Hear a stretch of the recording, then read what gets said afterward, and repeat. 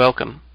I'm Sebastian Mahfood, and you're listening to WCAT Radio, the on-air wing of En Route Books and Media, bringing you the dulcet sounds of Catholic wisdom with our host, Bob Olson, who will now introduce today's show and speaker. Hello, Story Lady. Wow. We're on the air with I Thought You'd Like to Know, a show that features very interesting people who have a message for you. And tonight we have the Story Lady back with us. And if you remember, her name is Joyce Reneaux. And how you been doing since we talked last, Joyce? Oh, I've been doing pretty good. Been crazy around my house, though, with everything going on. Outside of that, I've been fine. How about you? How are you doing? Well, I'm doing pretty good. I have a kind of a slight cold right now, but we're going to have a good time on the program tonight. Yeah. So, are some of your family going to call in tonight? Pardon? Yeah, maybe you thought maybe your family would like to call in tonight. You know what? I was not able to. I talked to my daughter-in-law, and she said that the number she had that you gave her last time was not. It was the wrong. See, I don't understand the terminology, Bob, but the wrong website or something. So, but she didn't remember what it was. So, okay. There's not. I'm just doing. I'm winging it myself today. Well, if they're listening on the internet, the number to call is 515. Okay, let me write 515. Okay. Yep. 515-604. Okay. 9433. Oh, okay. That's it. Is that the number and then, dialed for you? Yeah. Right, and then the code is the one that you put in yourself. It's 914. Okay. 914. Yep. 121. Okay. So, what stories do you have for us tonight, Story Lady? Well, I have a few of them, and of course I never know exactly which ones I'm going to be telling. It depends on our in-between time, too, as we chat a little bit. I did have a slight problem because one of the stories that I wanted to tell, I haven't told for a long time, but I guess I'm going to do it in May because the book that I had the story in, it's called The Three Trees. Have you ever heard of it? That one I haven't heard of, no. And it's kind of a good Easter resurrection story.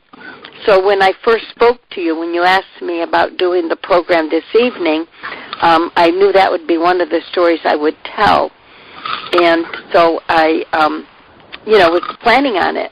And then last week, see, when I had my stroke, my family, not knowing what condition that I would come home in, and so they packed up all my stuff and put it away.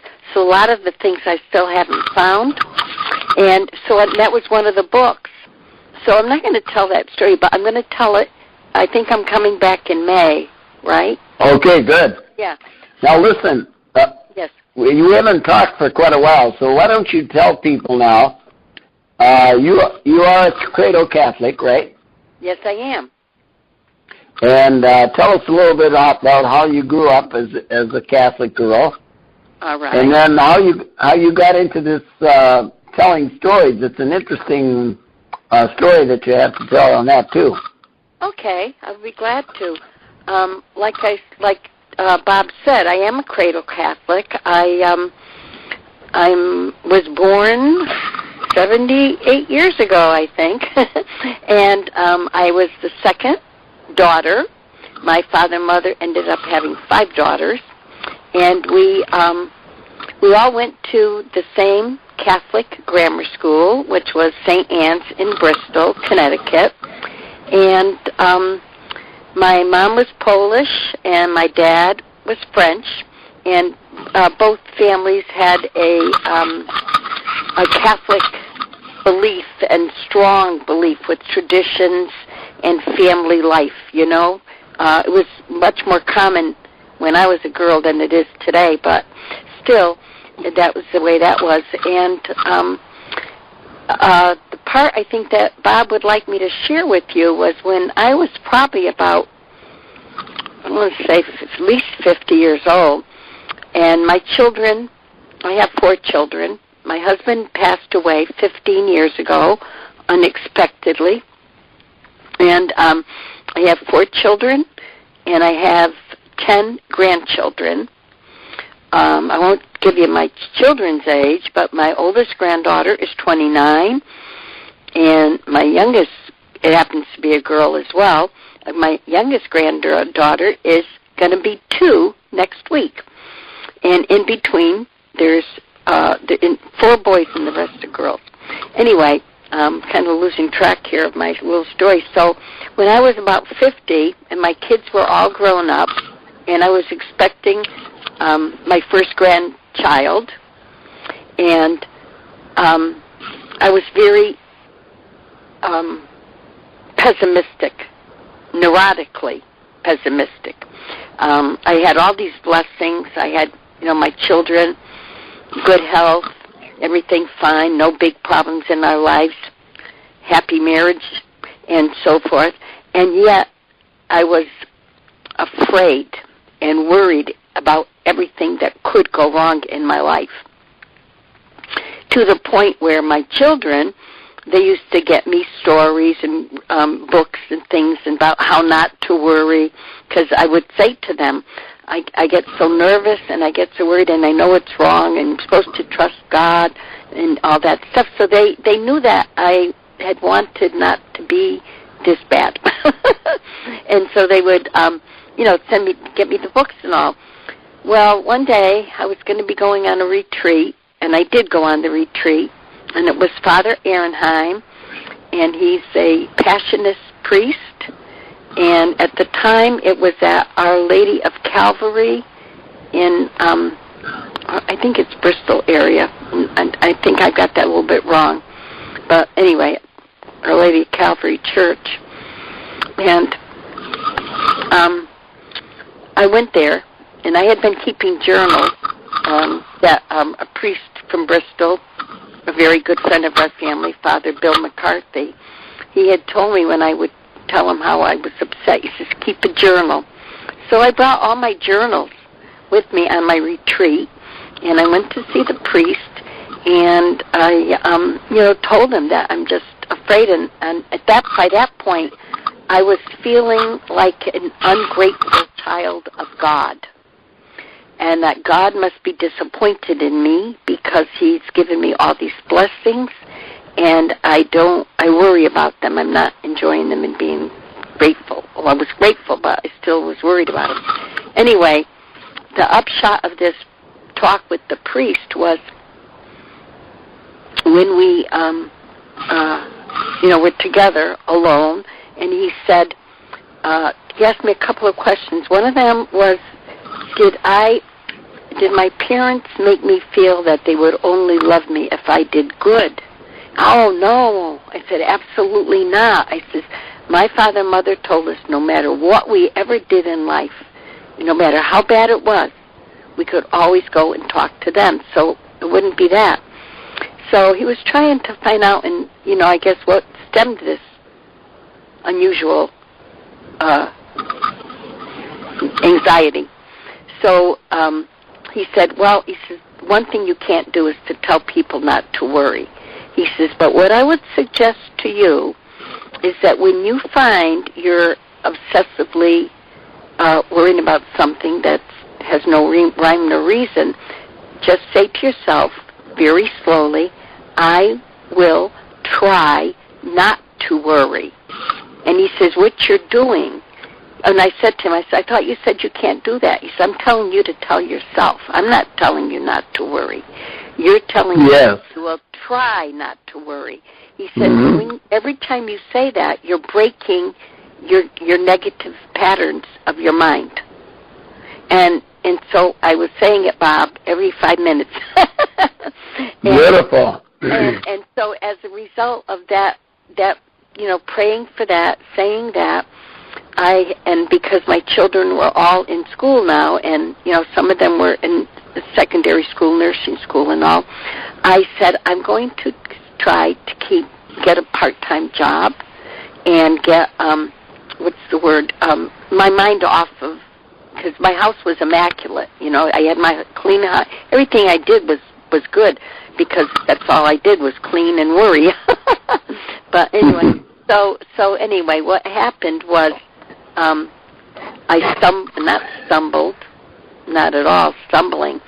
I said I will get a job as a secretary, and then I said, I really didn't like being a secretary. That's what I did all my life. What do I like to do? And I asked myself the questions, but I probably would not say that today. I would say God prompted me to say, what do you want? What do I, Joyce, want to do? What do I like to do? And I found out I liked crafts, but I was lousy at it. But I still liked to do them. And I loved to read.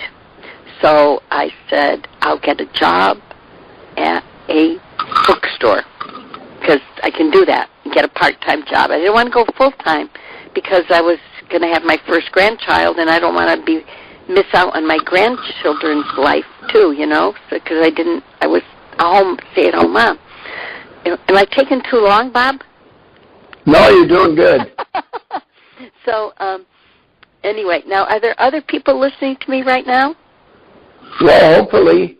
Okay, well, hello, all you other people. I'm just wanting to make sure that I'm doing a good job of recollecting my memories, my thoughts. So what happened was I said, I will go apply at this part-time bookstore. And when I got there, and this is an important part of God's, what He did in my life, so I shared this with you, is that I went there, and they didn't know the lady. And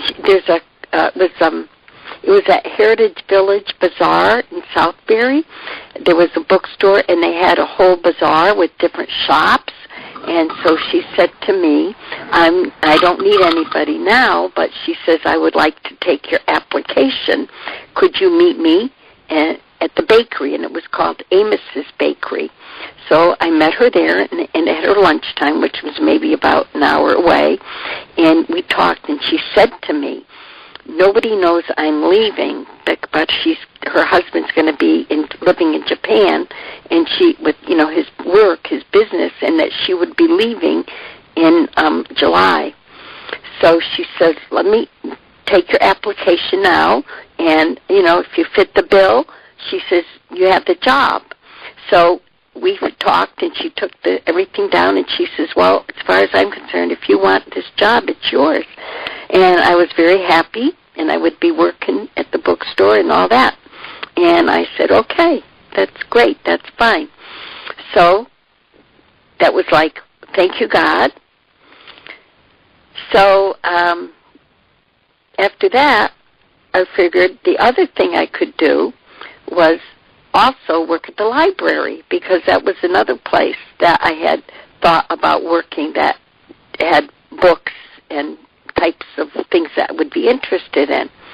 And the day that I went to apply for the library position, you had to go, the way the town of Southbury works is that you pick up the application at the town hall, and then you take it home and you fill it out and return it to the library. You send it to them. So I went and I picked up the application, and I had it on the dashboard of my car, and I was driving back home so that when I got home I could fill it out and return it. And the wind took that application off the dashboard, blew it out the window, and I saw it at the window's length of my car floating across we had a stables, and the all the stables right there, and I saw it flowing around, and I just watched it go. I looked my eyes up toward heaven, and I said, I guess, God, you don't want me to work at the library. And that was it. I never went and got in the application or anything. And it was then that I went to the bookstore. So when I went to the bookstore and she said, yes, I had the job, that was beautiful. So it was I think I might have, the weekend after that I knew I had the job with it was called Atticus Bookstore. My husband and I, it was Saturday night, and I'm almost at the end of my story. It was Saturday night, and because, like I said, my children are grown up, my husband and I used to sit every Saturday night in front of the TV set. We had TV trays in those days, and we always had the same meal for Saturday night supper, which was baked beans, hot dogs, stewed tomatoes, corn, and coleslaw. And we would sit there and we'd watch TV. And this night we're watching a cartoon show that was called The Storyteller. And it was half animated and half a person talking, back and forth. And it was by Jim Henson, but I didn't realize it was Jim Henson until later on. We were just watching it. And I watched it. It was called Hans the Hedgehog, and I don't know the story today. But when that program was over, this is another thing I can see. I can see myself standing up, walking over to the TV, shutting the TV off, and standing where the TV screen was, looking at my husband, and said, John, I know what I want to do. And he said, what do you mean? I says, I want to be a storyteller. And he said, what the heck is a storyteller? I says, well, all I know is I used to take the kids when they were little to the shows and libraries when they had a storyteller. And I said, that's what I want to try. And I did. And then I went back to the bookstore. I went to the library to get a book on storytelling, and they gave me the, bibliography that you get. And I went back to Elizabeth Merritt, and I told her, I said, I want to try to be a storyteller. I told her a little bit about my story, and she looked at me, and she says, I'm a storyteller. Oh, my goodness, she says, this was February. She says, in April, we're having our storytelling festival. We have a group of Connecticut storytellers, and she says, I have to bring you to Greenwich. You've got to meet the director of the Storytelling Center. She says, I'm going to introduce you to all my friends, and that is exactly what happened. We went together to Greenwich. She introduced me to all her friends. She never once heard me tell a story. She never questioned my ability. All she did was fed my desire. And that's how it happened, Bob.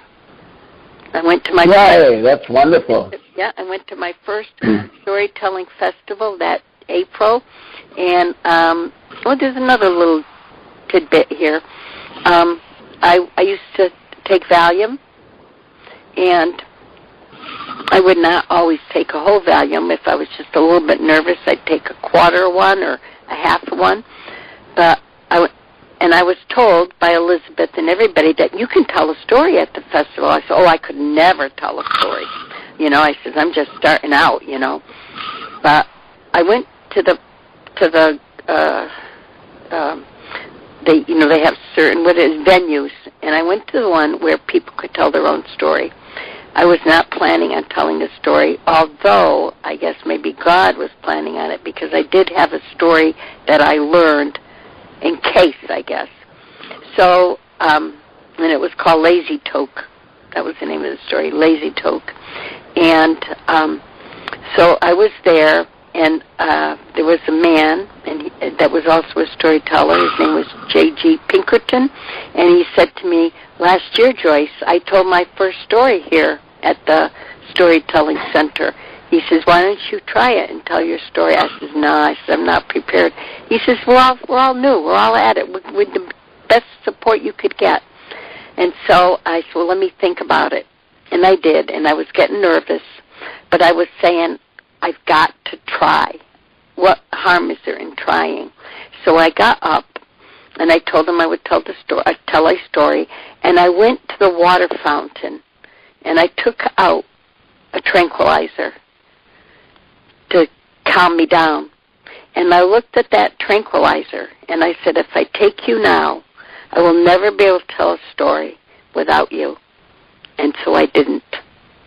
I put it back in my purse, and I went back and sat down, and I told my first story. And I don't take tranquilizers now. Well, every so often maybe, but not often at all, not often enough. Maybe once a year. So that's my story. Oh, you didn't tell me that story last time. Well, I thought I did. Did you? I thought I don't think about so. the tranquilizer. Maybe not. Maybe I didn't add that part. No, I remember. Didn't you say that you had a nun in your school that used to tell stories? That's right. Yes, we had nuns that told stories, and my father. The story I tell about the feathers in the wind? Yes. Yeah, that story, a nun that taught my father taught him that story, and that's when he taught us that story. And, Wow. That's a bad thing. You don't go telling stories about people, even if they're true.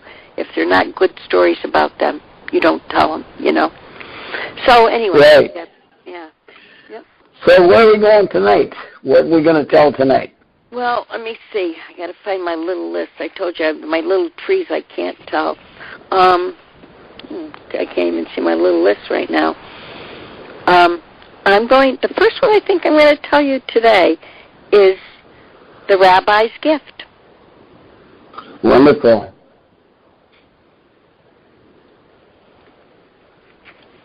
You want me to tell you a little bit about it or just tell you the story? Yeah. Give me the intro. Huh? Yeah, give me the intro. Give me the intro. Okay, well, there's not too much of an intro, I don't think. I think the story kind of tells itself. I found this story in a book, and there's no authors. It's in this book. It says that no one knows who told the story. It's not an author telling the story. And then after I read it the first time, I also found it in a book. Are you familiar with the Chicken Soup for the Soul stories?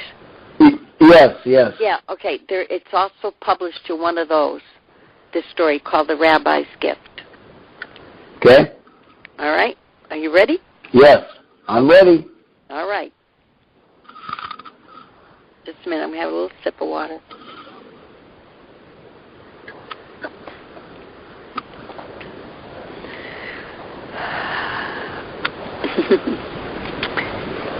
This is a story about a monastery. It was a monastery that had been around for a long time, but now it was dilapidated. Some of the houses are falling down and apart, and there were only 5 monks that lived in this monastery, the abbot and 4 other monks. And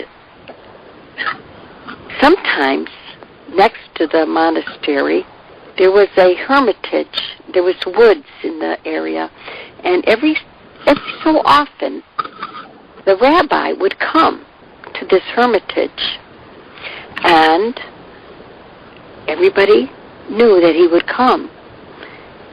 And the people, the monastery, the monks in the monastery, they would have this feeling because of their long hours that they spent in prayer, and they would just feel it, and they would just start whispering between each other, "The rabbi is in the woods.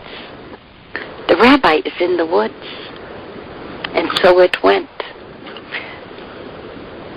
Well, one day, as they were talking, and they said that the rabbi is in the woods, the abbot, Father Abbot, thought, maybe I should go and see the rabbi.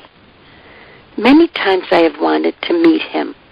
Maybe I will go and see him. Perhaps he has some words of advice that would help us so that this monastery won't just die out.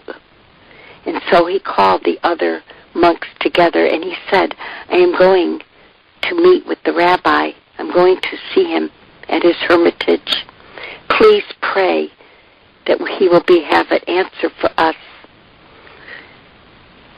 And so they all did, and the rabbi left. When he got to the abbot left. And when the abbot got to the hermitage, and they met each other, and the abbot said to the rabbi, he says, I've come, I need some advice. I need some words of wisdom from you. My monastery is dying out. And the rabbi nodded his head, and he said, I know what you mean. It is the same with us. The Spirit has gone out to the people. Hardly nobody comes to the synagogue anymore. But could you please give me some advice, some words of wisdom?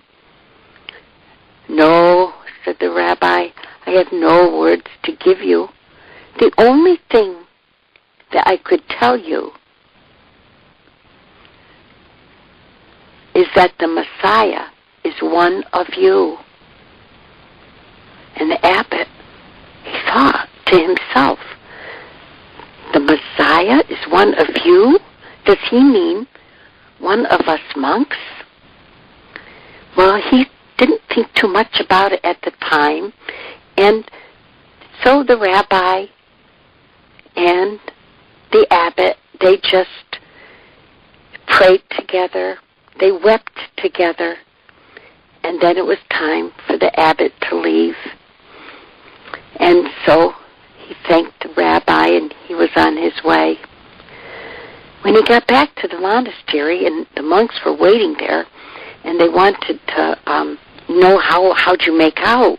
Did the rabbi help you? Did he have some words of wisdom to give you? No, he said he didn't, but just as I was leaving, before I left, he said something very cryptic. He said that the Messiah is one of you.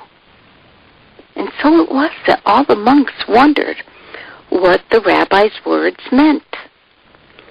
And so it was that as time went on, each one wondered what the significance of the rabbi's words were.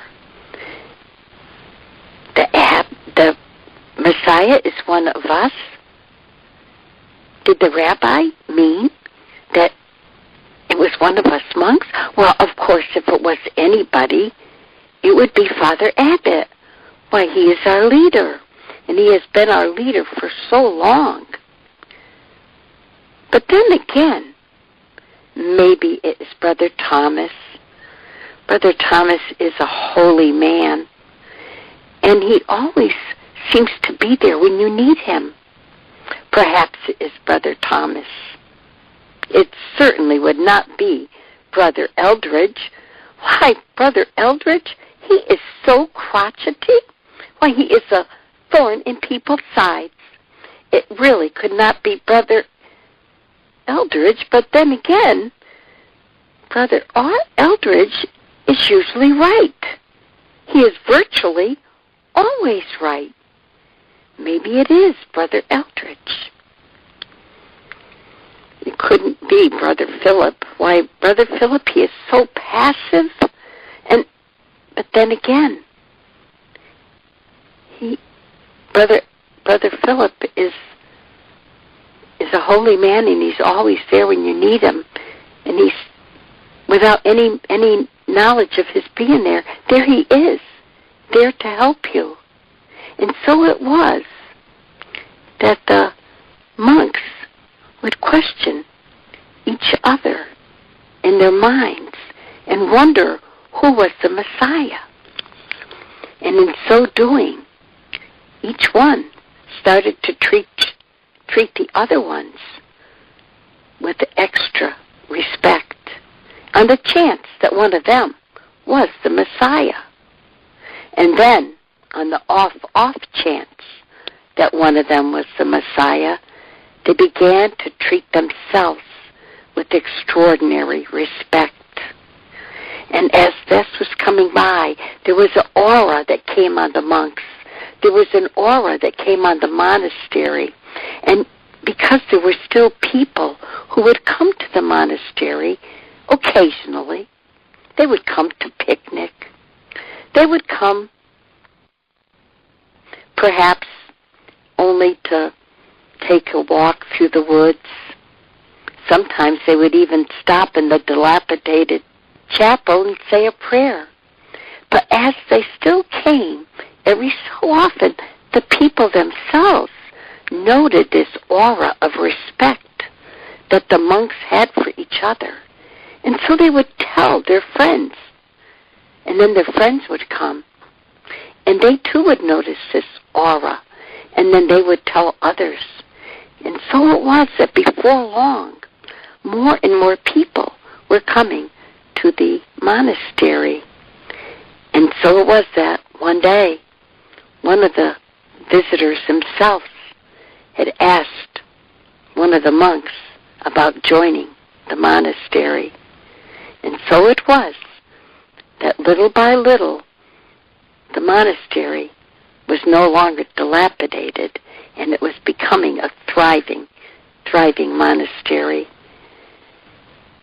And now you ask yourself, and I ask you, what was in the rabbi's words?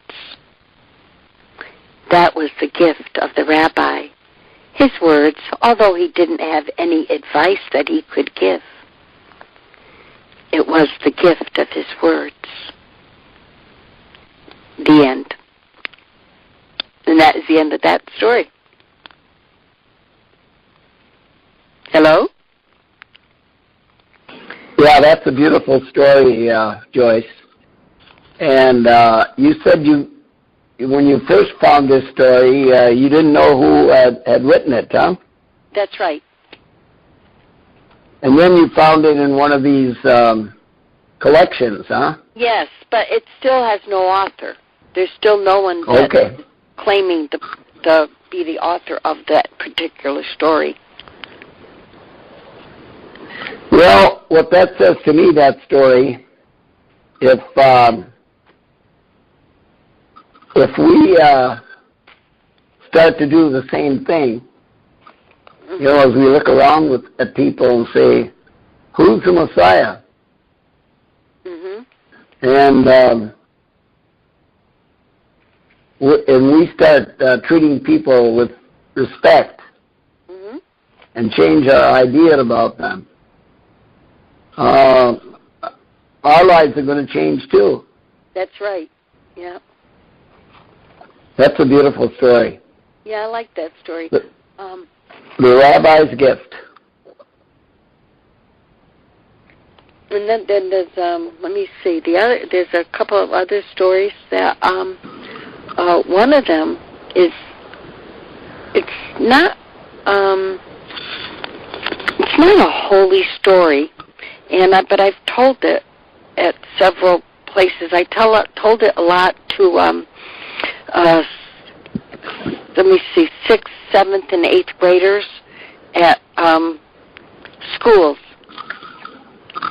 Because to me, there's a hidden message. And when I first started telling this story, it's called The Crane Maiden. And when I first started telling this story, it was very hard for me to tell it. Because I love the story, but I didn't like the story. I can't say too much more right now until I tell the story. But and I have a grandson who happens to be 9 years old now, and I don't remember how come I even told him this story, but I did, and he loved it, and it's one of the stories he'll ask me to tell, and I get very surprised because he's young, you know, and I heard this story not not in a religious setting or anything. And it kind of perplexed me when I heard it, and yet there was a strong message in the story. And to me, it's I can't say it's a God message, but I want to tell you the story. I'll tell you the story. Maybe we can figure out. Sounds good to me. Okay. It's called The Crane Maiden, and it comes from Japan. And this story is written. It's like it's a book that's open for everybody. You know, probably each person that would give their own reflections on the story. This woman, I don't remember his name, but he is a Japanese man who tells this story. And of course, a crane can be, you know, a piece of equipment, or it could be a beautiful white bird. And in this story, the crane is a beautiful white bird. And it goes like this.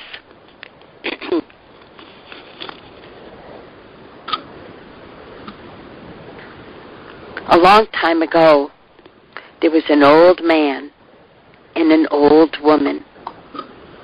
They were married to each other, and they loved each other very much. They did not have much wealth, but they had enough to get by, and they were happy in their life together. One day, it was a cold winter day, and the winters in this part of Japan, it's a high country, and the winters would be long, and the snows would be deep. And so it was at this time that the old man said to the old woman, "I must go and sell some firewood. We will be needing it. The snows are going to be extremely heavy this year." And so he strapped the wood to his back, and he headed down the little hill down into the village. And as the old man was walking down toward the village with the wood strapped to his back, he heard a moan, a low cry, and he stepped aside to see what it was. And when he stepped aside from the path, he could see this beautiful white bird, and it was caught in a trap. And the old man took pity on the bird. So while he spoke to the bird with gentle, reassuring words, he went over, and with his hands, he released the trap of the cage.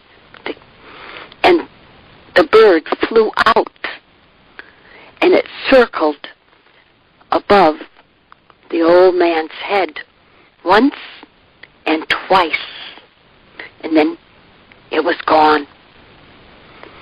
And the old man continued down into the village, and he sold his firewood, and he bought back some supplies for his wife, some rice so she could make some rice cakes, and things like that. And so he came home through the snow because it was still swirling. And when he walked in and he sat there with his wife, and they were talking, and he told his wife about the beautiful white crane that he had saved from the hunter's trap. And the old woman, she smiled and she said, "That was the kind deed that you have done. Perhaps the gods will reward you." And just as she said those words, there was a tapping on their door. Very carefully, the old man and the old woman, they walked toward the door, and they peered through, and they could see through that swirling snow a young maiden. And she was standing there. Her hair was like black, jet black, and her cheeks had a flush of peach. And she said, "My name is Sarah-san. I have become lost in the storm. Could I please have shelter with you for the night?" And of course, they opened the door wide, and they helped and ushered Sarah-san into their meager home. Some nice hot tea, and they made her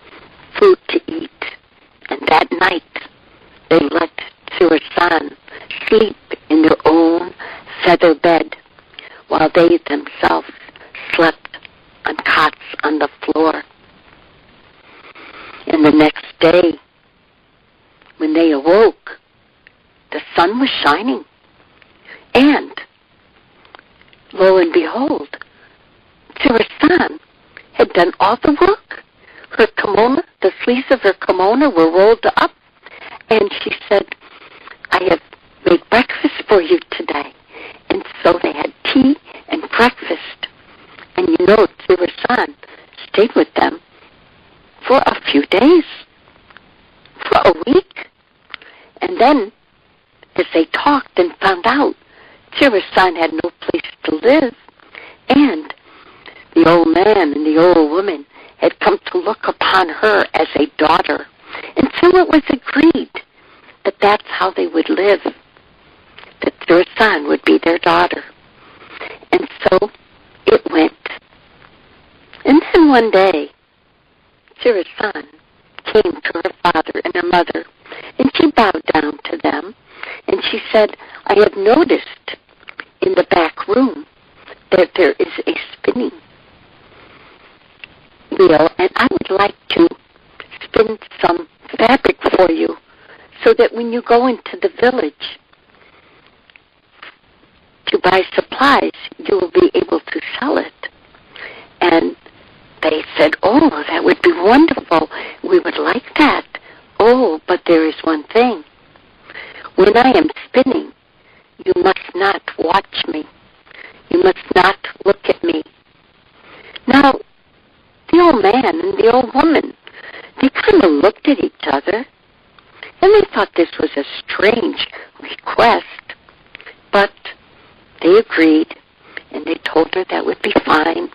And so Tsuru-san went into the back room, and they waited in the part of their house that was free. And for 3 days, they could hear the sound, tin cola, cola, pan, pan, tin cola, cola, pan, pan, tin cola, cola, pan, pan, tin cola, cola, pan, pan. And then, after 3 days, the door opened, and Tsuru-san came out of the room, and in her arms she had a bolt of cloth that was so beautiful. It was exquisite. No one had ever seen anything like that before. And she bowed down, and she handed the bolt of cloth to her father and her mother, and she said, this is the way I could repay you for all you have done for me. And they thanked her, and she said, but Father, when you bring it to the village to sell it, do not put a price on it, and you will do better than you could imagine. And so it was that when the father left to get down to the village to sell this bolt of cloth, he had not gone far as he was walking down the hill toward the village when some man came up and said, oh, what beautiful fabric. Oh, and he offered 10 pieces of gold. And then somebody else came by and said, oh, no, I will give you more than that. I will give you 20. And so it was that finally the old man sold that bolt of cloth for 100 pieces of gold. Oh, he was elated. He bought all kinds of delicacies. He bought rice for the rice cakes. He bought, shrimp, everything. He bought even some sake wine. And so when he returned, they invited all their neighbors in, and they had a grand feast. And so it was that they lived a wonderful life. But then the day came when Tsuru-san came to her father and mother and bowed down again and said, I think it is time that I go into the village. It's time that I go into the back room and get you some, and weave you some cloth so that you could take it to the village. And so, once again, they reminded them, but remember, you must not watch me while I am weaving. And they said they would not. And she went into the back room, and she closed the door. They waited to the sound of tin cola, cola, pun pun, tin cola, cola, pun pun, tin cola, cola, pun pun. And it was 3 days again. And the neighbors thereabouts, they saw that they had not seen Tsuru-san for a couple of days. And they started to think, oh, perhaps Tsuru-san is weaving again.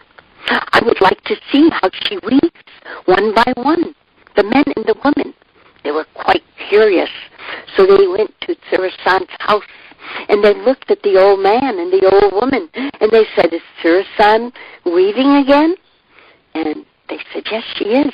Well, we would like to see. We just want to take a little peek. And the father said, we cannot look at her while she weaves. We have promised her.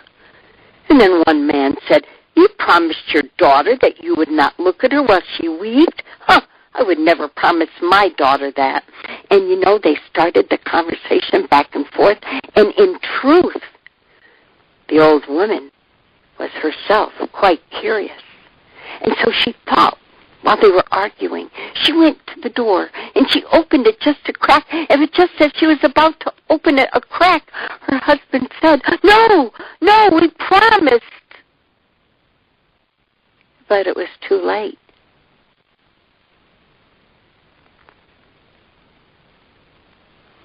And when the old woman had peeked in, she could see, sitting at the loom, at the spinning,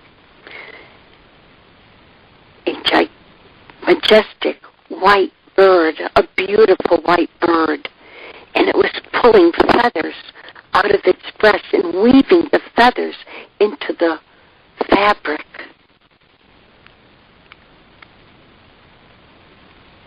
All the neighbors had gone home.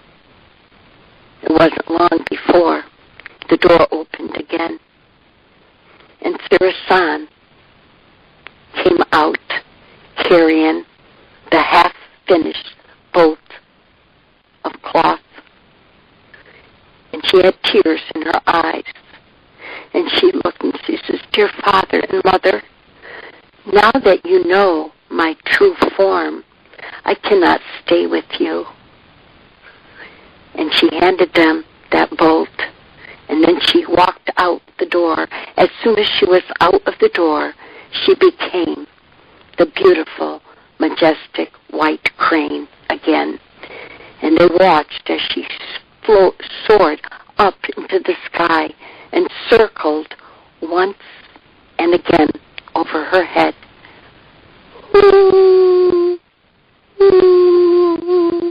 As though she was saying goodbye. And that is the story of the crane maiden. The end.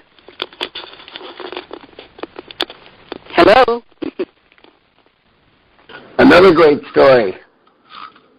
Beautiful.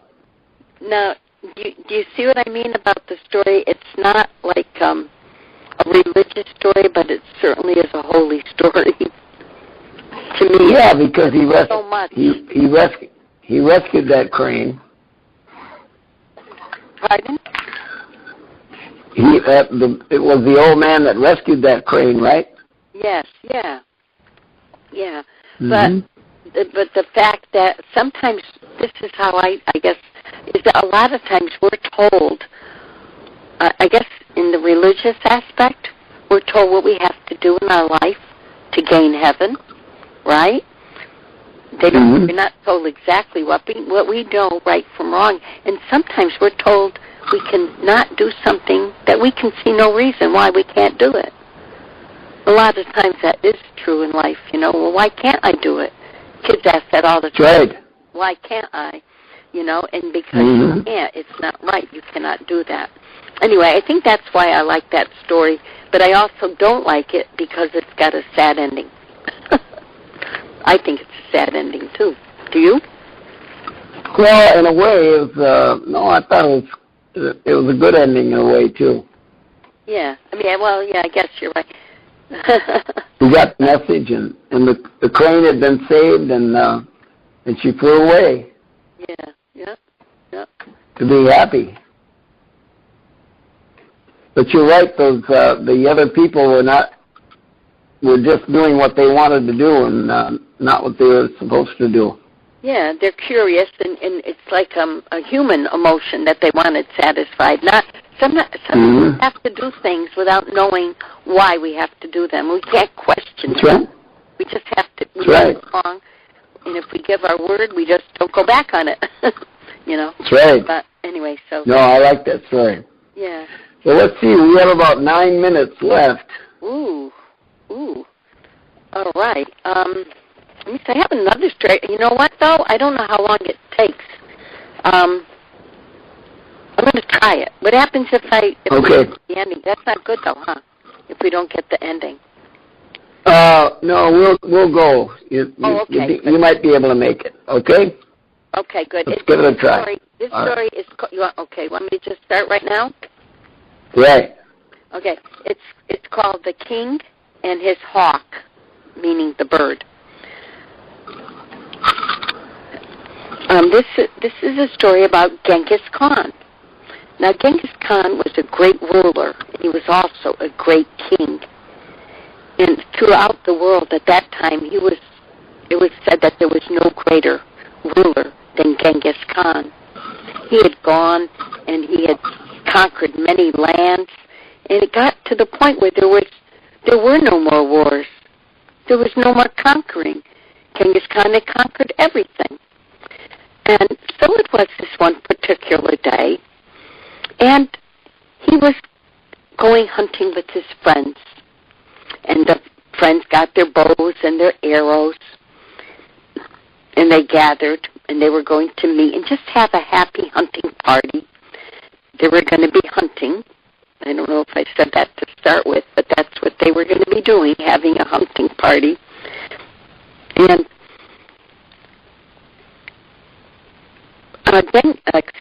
Genghis Khan had a pet hawk. Now, in those days, hawks were trained to hunt. It was said that a hawk, at one word of command from their master, could fly down and swoop up a deer or an animal faster than an arrow could get them. And so it was that Genghis Khan had on his wrist his pet hawk. And they all set out. Well, they had their game bags and things, and they're ready. But it was such a hot day, and the whole season had been quite dry. And as they rode along on their horses, they weren't having much luck. So they kind of decided they would go back home early and have a nice dinner.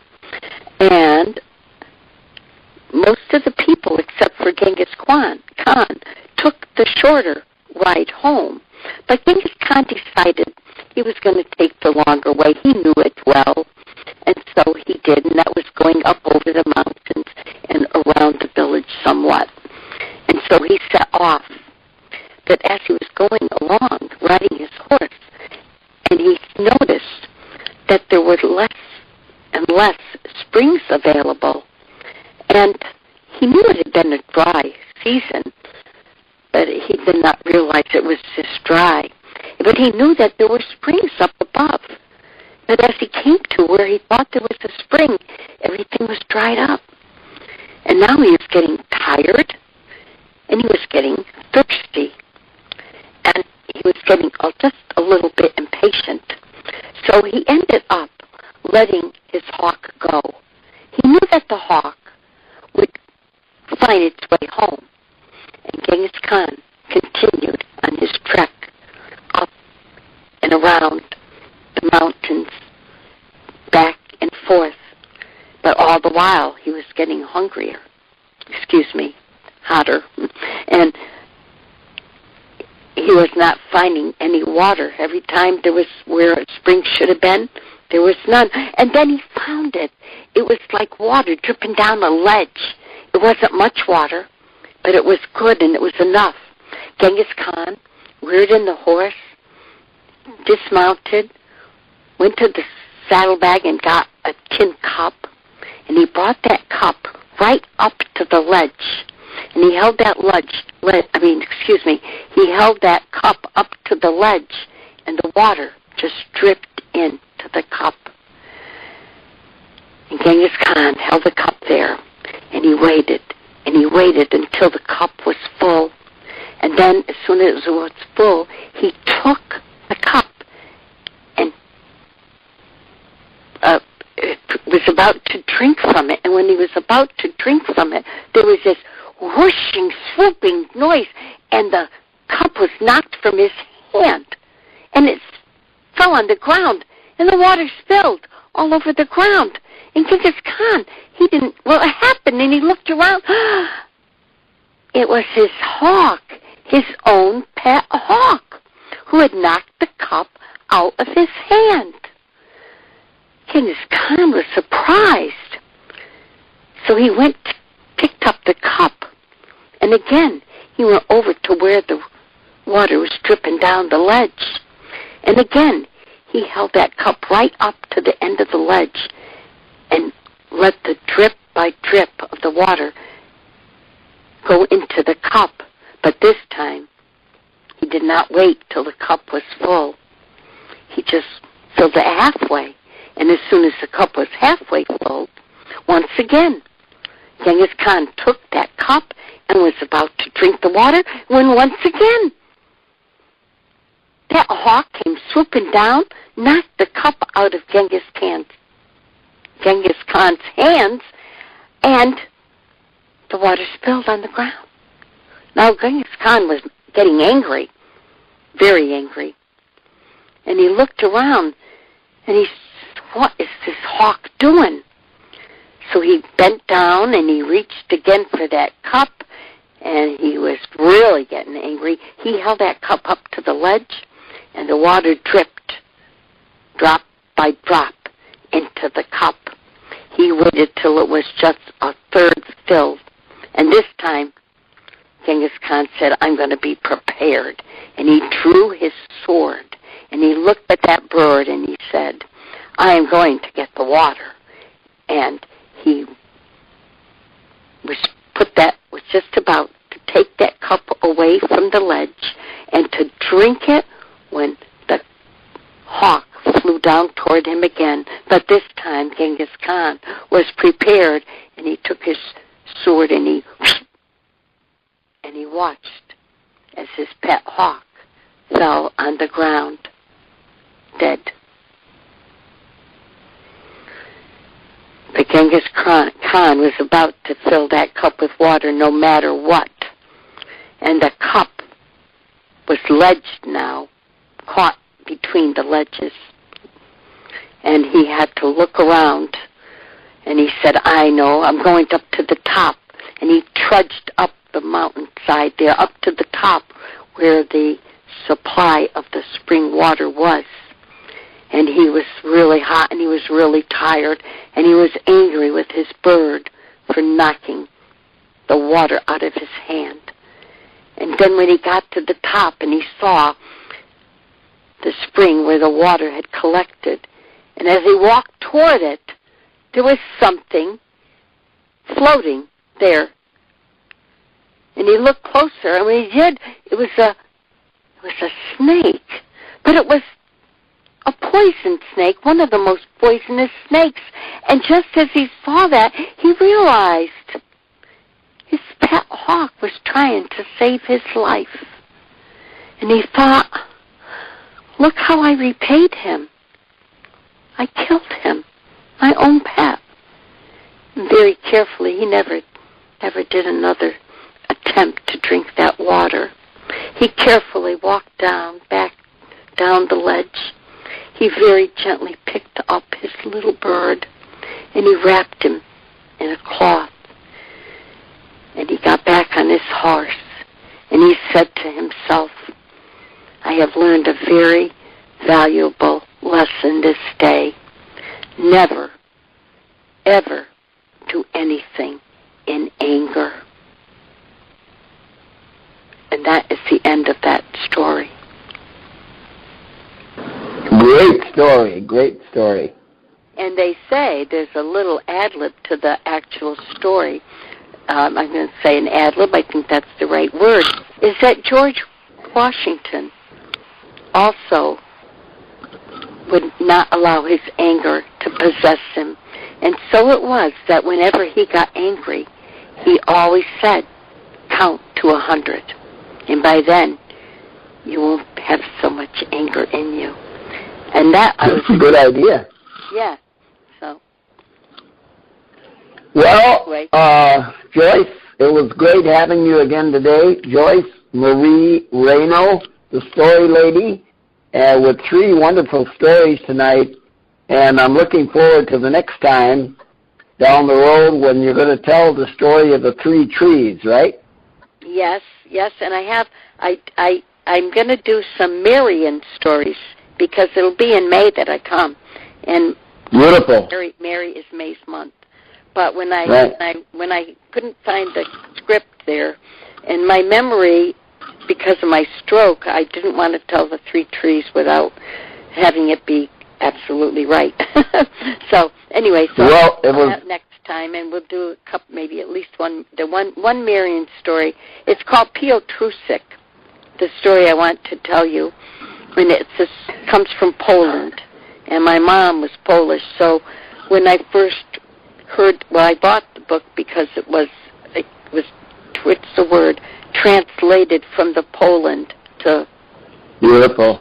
And the story, I always tell it and think of my mom. So, and she's my mother in this month of May. So I said, I got to tell that story next time. So I'm looking forward to it. We'll pick a date, and I look forward to it as well. Okay, and listen, you tell your friends and your children, give them that number because you know it works. So. Yeah, now that I know, because I know it worked for Renee, but it didn't work. But we'll try it next time. Promise. All right, sounds good. All right. So in the meantime, we'll see you again in May.